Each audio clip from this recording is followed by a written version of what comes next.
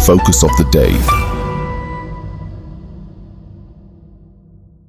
Hello students, आप सभी का स्वागत है एनालिस्ट आइज की यूट्यूब चैनल पे। रिसेंटली आरबीआई ने एक्शन लिया है पेमेंट पेटीएम जो बैंक्स होते हैं इनके अगेंस्ट। नाउ क्या इससे रिलेटेड चीजें हैं, इसके अलावा हम यहाँ पे कुछ पीवाईक्यू बूस्टर देखेंगे। लास्ट में 3 ऐसे पीवाईक्यू क्वेश्चंस जो इसी लगभग टॉपिक से रिलेटेड आते हैं and we'll discuss other things about it, like जैसे मेजर्स क्या है जो आरबीआई ने लिए हैं, वे फॉरवर्ड क्या है नॉट।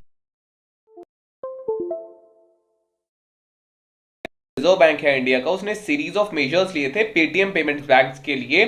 और ये जो लिया गया था, ये जो सेक्शन 35A है जो कि बैंकिंग रेगुलेशन एक्ट ऑफ 1949 के अंडर आता है, इसके तहत इन्होंने लिया है और कहा है कि पेमेंट्स जो है वो बैंक ना ही एक्सेप्ट करेगा डिपॉजिट्स, ना ही अंडरटेकिंग लेगा क्रेडिट ट्रांजेक्शंस की, ना ही कस्टमर अकाउंट्स की, वॉलेट्स की, ना ही यहाँ पे फास्टैग की कोई सर्विसेज दे पाएगा।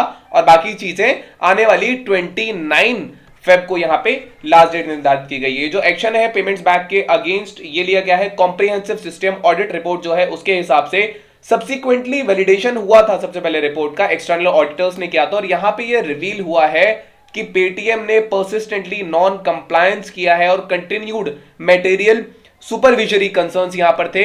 तो ये गवर्नेंस को लेकर मेजर्स हैं वो यहां पे क्या है, तो बेसिकली आरबीआई ने पेटीएम पेमेंट्स बैंक को प्रोहिबिट कर दिया है, कोई भी डिपॉजिट जो है वो एक्सेप्ट नहीं अब कर पाएगा। इसके अलावा क्रेडिट ट्रांजैक्शन पे वो नहीं लेंगे, कंज्यूमर अकाउंट्स में, वॉलेट्स में, फास्टैग्स में 29 फेब के बाद। Additionally reserve bank of India ने मैंडेट किया है कि जितने भी नोडल अकाउंट्स यहां पे हैं उन सबको टर्मिनेट कर दिया जाएगा जो भी पेरेंट कंपनी के हैं। और नीचे जो पेरेंट कंपनी है दैट इज योर 197 कम्युनिकेशन जो है वो इसकी पेरेंट कंपनी बताई जाती है।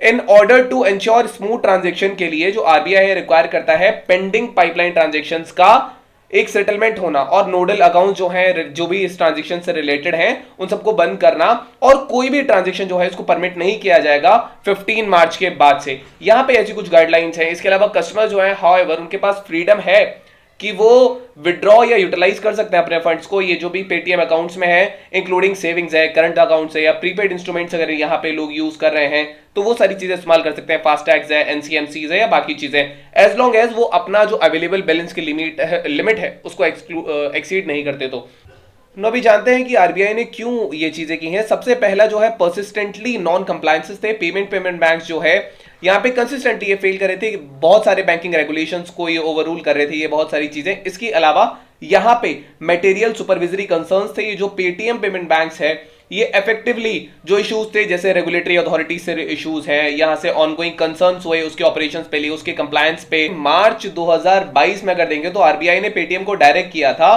कि जितने भी ऑनबोर्डिंग न्यू कस्टमर्स आ रहे हैं उनको तुरंत रोके, लेकिन उसने ये नहीं किया। और अक्टूबर में भी पिछले साल यहां पे आरबीआई ने 5.39 करोड़ का एक फाइन इंपोज किया था बैंक ने ड्यू टू कंप्लायंस डिफिशिएंसीज। इसमें फेलियर था जो बेनिफिशियल ओनर्स है उनको आइडेंटिफाई करने के लिए। इसके अलावा साइबर सिक्योरिटी वाले इंसिडेंट में बहुत डिले कर रहा था पेटीएम, तो ये पहली चीजें हो चुकी हैं। इसके अलावा यहाँ पे जो केवाईसी होता है which is the know your customer norms, Paytm जो है यहाँ पे भी नॉन कंप्लायंस यहाँ पे उन्होंने इशू किया था। ये कुछ ऐसे इश्यूज थे यहाँ पर, डिस्पाइट बार बार इसको पॉइंट आउट किया गया था। तो ये कुछ चीजें हैं, यही कुछ कारण है। अब इसका इंपैक्ट क्या पड़ सकता है पेटीएम पर, इसका जो इफेक्ट पड़ेगा वो ये पड़ेगा कि जो 197 कम्युनिकेशन है जो इसकी पेरेंट कंपनी है, इसके जो शेयर्स हैं ये 4.35% से जो है वो गिरे हैं पिछले 5 दिनों के अंदर ही। और एग्जिस्टिंग और पोटेंशियल फाइनल रिलेशनशिप जो है ये भी चैलेंजिंग होते जा रहे हैं, क्योंकि जो नए कस्टमर्स ऑन बोर्ड हो रहे हैं, इसके अलावा नॉन कंप्लायंस है, केवाईसी नॉर्म्स के साथ नहीं है। तो ये यहां पर चीजें पेटीएम के लिए है। कंज्यूमर का यहां पे क्या घाटा हो सकता है, तो पेमेंट में कुछ डिसरप्शंस यहां पे देखे जा सकते हैं। कस्टमर्स एंड पेमेंट जो है जो पेटीएम पर रिलाई कर रहे हैं लीड ट्रांजैक्शंस के लिए, यहां पर पेटीएम की जो एबिलिटी है वो फाइनेंशियल सर्विसेज हैम्पर हो जाएंगी उसकी वजह से।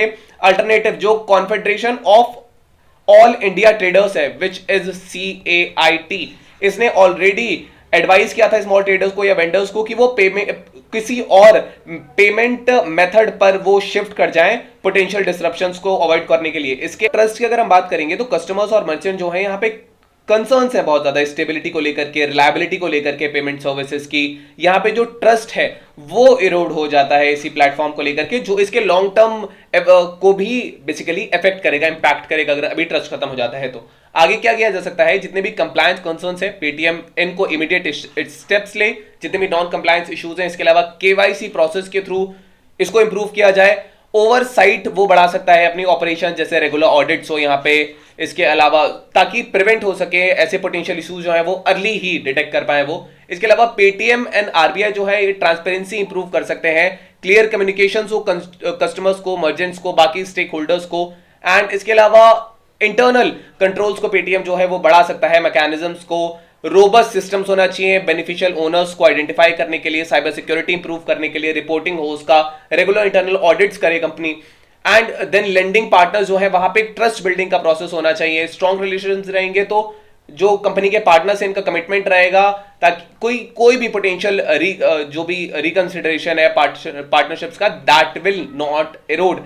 And learning from the crisis, the Paytm crisis जो है, जो अभी रिसेंटली फिनटेक स्टार्टअप्स जैसे भारत में बहुत हो रहे हैं, तो यहाँ ये एक गुड गवर्नेंस जो प्रैक्टिसेस होती हैं इनकी इंपॉर्टेंस को यहाँ शो करता है। कंप्लायंट एक रोबस्ट सिस्टम्स पहले ही दिन से वो शुरू करें ताकि ऐसे जो पिटफॉल्स हैं वो नहीं आ पाए। कॉस्ट मैनेजमेंट है, ऑपरेशन एफिशिएंसी है, पेटीएम जो है ये फोकस करना चाहिए खासकर कॉस्ट मैनेजमेंट पे, ऑपरेशनल एफिशिएंसी, इन सारी चीजों पर। Now we have today's prelims practice question. This is the previous year question of 2018, and the question says with reference to the digital payments, consider the following statements. Beam app allows the user to transfer money to anyone with a UPI enabled bank account, while a chip PIN debit card has 4 factors of authentication. Beam app has only 2 factors of authentication. Which of the statements given above is correct? So the correct answer to this is 1. Only 1 is correct here statement. Then which of the following is the most likely consequence of implementing the unified payment interfaces? Mobile wallets will not be necessary for online payments. Digital currency will totally replace the physical currency in about 2 decades. FDI inflows will drastically increase. Direct transfer of subsidies to poor people will become very effective.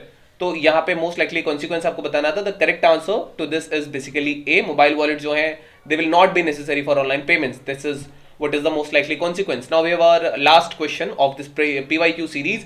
The establishment of payment banks is being allowed in the India to promote financial inclusion. Which of the following statements are correct in this context? Mobile telephone companies and supermarket chains that are owned and controlled by residents are eligible to be promoters of payment banks. Payment banks can issue both credit card and debit cards. Payment banks cannot undertake lending activities. Select the correct answer using the code given below. So the correct answer to this is B is your correct answer, because they cannot issue credit card or debit cards. So now we have our today's only practice question, and the question says, why did the RBI take action against the Paytm payment banks? Non-payment of taxes, security breaches, persistence, non-compliance with the banking regulations and all, failure to launch new product. So you can type the answer in the comment section, the later if correct or not. So this was all about today's video and topic. Thank you, have a nice day and stay tuned with Realist IAS for better preparation.